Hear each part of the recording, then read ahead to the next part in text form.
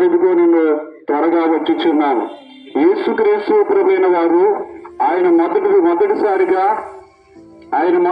ఈ లోకంలోనికి మానవుని యొక్క పోలికగా ఈ లోకానికి వచ్చాడు.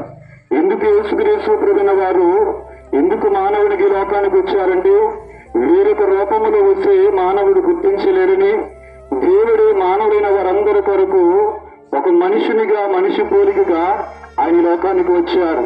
ఎందుకు యేసుక్రీస్తు వారు వచ్చారంటే, నీ కొరకు, నా కొరకు, అంటే ప్రపంచంలో ఉన్న మానవులైన వారందరి కొరకు యేసుక్రీస్తు ప్రభువైన వారు ఈ లోకంలోనికి వచ్చారు. యేసుక్రీస్తు ప్రభువైన వారు ఈ లోకంలోనికి వచ్చి మానవులైన వారందరి కొరకు ఎన్ని బోధలు చేయాలో అన్ని బోధలు ఆయన చేశారు. యేసుక్రీస్తు ప్రభువైన వారు అన్ని బోధలు చేసి ఆయన మన కొరకు మరణించి, ఆయన మన కొరకు 3వ దినమున మృత్యుంజయుడిగా లేచి మన కొరకు ఆయన పరమునకు వెళ్ళారు.